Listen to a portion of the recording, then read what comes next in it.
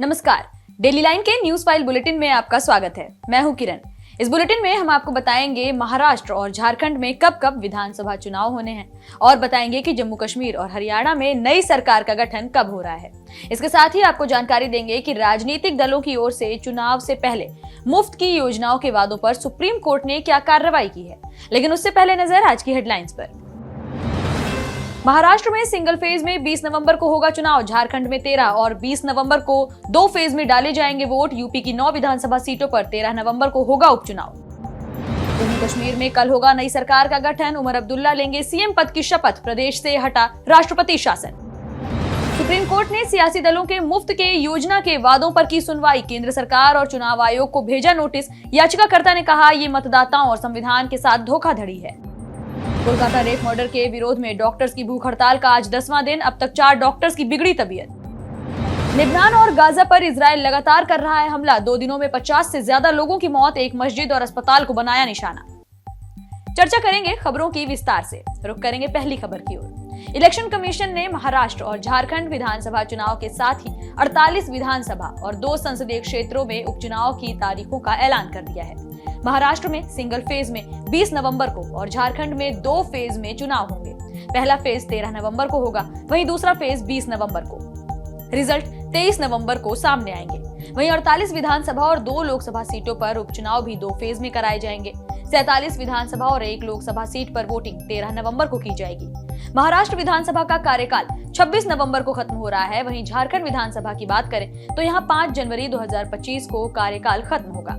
उत्तर प्रदेश की 10 विधानसभा सीटों पर भी उपचुनाव होना था, लेकिन 9 विधानसभा सीटों पर उपचुनाव की तारीखों का ऐलान कर दिया गया है। सभी सीटों पर 13 नवंबर को वोटिंग होगी। जिन सीटों पर उपचुनाव होने हैं उनमें मैनपुरी की करहल विधानसभा सीट, प्रयागराज की फूलपुर, कानपुर की सीसामऊ, अंबेडकर नगर की कटहरी, मिर्जापुर की मंझवा, गाजियाबाद सदर, अलीगढ़ की खैर, मुजफ्फरनगर की मीरापुर और मुरादाबाद की कुंदर की सीट शामिल हैं। अयोध्या की मिल्कीपुर सीट पर भी उपचुनाव होना था, लेकिन फिलहाल इस सीट पर उपचुनाव की घोषणा नहीं की गई है। इन सभी सीटों में सबसे ज्यादा चर्चा करहल विधानसभा सीट की है, क्योंकि ये सीट अखिलेश यादव की सीट है। बढ़ेंगे अगली खबर की ओर। जम्मू कश्मीर में 16 अक्टूबर यानी बुधवार को नई सरकार का गठन होने वाला है। नेशनल कॉन्फ्रेंस के उपाध्यक्ष उमर अब्दुल्ला मुख्यमंत्री पद की शपथ लेंगे। श्रीनगर में बुधवार सुबह 11:30 बजे शपथ ग्रहण समारोह आयोजित किया जाएगा। उमर अब्दुल्ला को 10 अक्टूबर को हुई बैठक में विधायक दल का नेता चुनाया गया।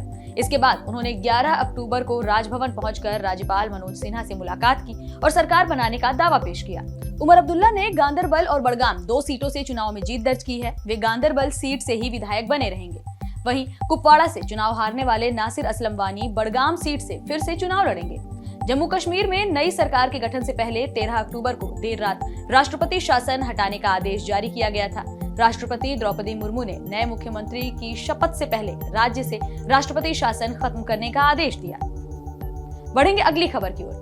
हरियाणा मुख्यमंत्री के शपथ ग्रहण समारोह को 3 बार पोस्टपोन किया जा चुका है। इस बीच खबर है कि राज्य में 17 अक्टूबर को चुनी हुई बीजेपी सरकार के मुख्यमंत्री शपथ लेंगे।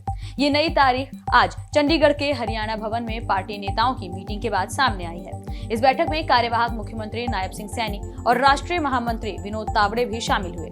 इनके साथ ही इस मीटिंग में राज्य के करीब 125 पदाधिकारी भी शामिल हुए। जानकारी के मुताबिक बैठक के दौरान शपथ ग्रहण समारोह को लेकर सभी की ड्यूटीज भी लगा दी गई हैं। दूसरी तरफ बीजेपी शपथ ग्रहण कार्यक्रम को लेकर जोर शोर से तैयारियां कर रही है। जानकारी के मुताबिक 17 तारीख को शपथ ग्रहण में शामिल होने के लिए सभी जिलों के स्पेशल बसेस से लोगों को यहां पहुंचाया जाएगा। इन सभी बसों में 45 फूड पैकेट्स का इंतजाम करने को भी कहा गया है। इस शपथ ग्रहण समारोह में लगभग 50,000 लोगों के पहुंचने की उम्मीद है। शपथ ग्रहण में पीएम मोदी, केंद्रीय मंत्रियों समेत 16 राज्यों के मुख्यमंत्री भी शामिल हो सकते हैं। वहीं शपथ ग्रहण से पहले नए सीएम के चुनाव के लिए कल यानी 16 अक्टूबर को पंचकुला में बीजेपी विधायक दल की मीटिंग होगी, जिसमें केंद्रीय नेतृत्व के 2 ऑब्जर्वर गृह मंत्री अमित शाह और मध्य प्रदेश के सीएम मोहन यादव हिस्सा लेंगे। बढ़ेंगे अगली खबर की ओर। राजनीतिक दलों की ओर से चुनाव से पहले मुफ्त की योजनाओं के वादों पर मंगलवार को सुप्रीम कोर्ट में सुनवाई हुई। Chief justice DY Chandrachud, justice JB Pardiwala और जस्टिस मनोज मिश्रा की पीठ ने केंद्र सरकार और चुनाव आयोग को नोटिस जारी कर दिया है। कर्नाटक के शशांक जे श्रीधर ने सुप्रीम कोर्ट में ये याचिका दाखिल की। उन्होंने चुनाव के दौरान पॉलिटिकल पार्टीज की ओर से किए गए फ्री योजनाओं के वादों को रिश्वत घोषित करने की मांग की है। याचिकाकर्ता ने सुप्रीम कोर्ट से यह भी मांग की है कि चुनाव आयोग ऐसी योजनाओं पर तुरंत रोक लगाए। वहीं कोर्ट ने चुनावी वादों की पुरानी याचिकाओं के साथ आज की याचिका को सुनवाई के लिए मर्ज किया। याचिकाकर्ता श्रीधर ने याचिका में कहा है कि चुनाव के बाद मुफ्त की उन योजनाओं को पूरा नहीं किया जाता है जिस पर वोट लिए जाते हैं। मुफ्त योजनाएं और कैश देने के वादे जनप्रतिनिधित्व अधिनियम 1951 के अंतर्गत रिश्वत देकर वोट देने के लिए प्रेरित करने की भ्रष्ट प्रथा है। याचिकाकर्ता ने कोर्ट से कहा है कि राजनीतिक दल ऐसी फ्री की योजनाओं को कैसे पूरा करेंगे ये नहीं बताते। इससे सरकारी खजाने पर बहुत ज्यादा बोझ पड़ता है। ये मतदाताओं और संविधान के साथ धोखाधड़ी है, इसलिए इस पर रोक लगाई जानी चाहिए और इसे तुरंत प्रभावी करना चाहिए। बढ़ेंगे अगली खबर की ओर। कोलकाता में ट्रेनी डॉक्टर से रेप मर्डर के विरोध में जूनियर डॉक्टर्स का प्रदर्शन लगातार जारी है। 5 अक्टूबर से जारी इस आमरण अनशन का आज 10वां दिन रहा। सोमवार 14 अक्टूबर को एक और डॉक्टर की हालत बिगड़ने के बाद उन्हें अस्पताल में भर्ती कराया गया। भूख हड़ताल के कारण अब तक 4 डॉक्टर्स की तबीयत बिगड़ चुकी है। वहीं मंगलवार को सुप्रीम कोर्ट में इस मामले की सुनवाई हुई। पिछली सुनवाई 30 सितंबर को की गई थी। तब चीफ जस्टिस डीवाई चंद्रचूड़ की बेंच ने नेशनल टास्क फोर्स के केस की स्टेटस रिपोर्ट पेश करने की बात कही थी। टीएमसी सांसद कल्याण बनर्जी ने डॉक्टर्स की हड़ताल पर सवाल उठाते हुए कहा कि ये किस तरह की भूख हड़ताल है। ये विरोध स्थल से शुरू होती है और अस्पताल में भर्ती होने के बाद खत्म होती है।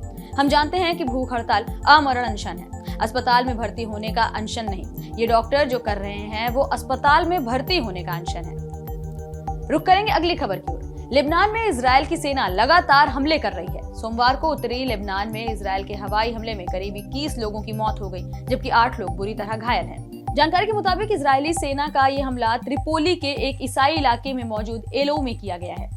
एलोई में मौजूद एक अपार्टमेंट में दक्षिण लेबनान से आए हुए लोग रह रहे थे। त्रिपोली लेबनान के सेफ इलाकों में गिना जाता रहा है। हालांकि इजरायल ने पिछले हफ्ते पहली बार यहां एक शरणार्थी कैंप पर हमला किया था। इससे पहले इजरायल के प्रधानमंत्री बेंजामिन नेतन्याहू ने कहा था कि बेरूत समेत हर उस इलाके पर हमला किया जाएगा जहां हिजबुल्लाह के ठिकाने मौजूद हैं। दूसरी तरफ इजरायली सेना का गाजा पर मंगलवार को भी हमला जारी रहा। इजरायल की सेना ने मंगलवार सुबह दक्षिणी गाजा में सलाह अल दीन मस्जिद पर बमबारी की। इस हमले में 29 लोगों की मौत की खबर सामने आई है। इससे कुछ घंटे पहले इजरायली सेना ने गाजा पट्टी में एक अस्पताल परिसर को भी निशाना बनाया। इस हवाई हमले में कम से कम 4 लोगों की मौत हुई है। फिलहाल इस बुलेटिन में इतना ही। देश और दुनिया से जुड़ी तमाम खबरों से अपडेटेड रहने के लिए बने रहिए डेली लाइन के साथ।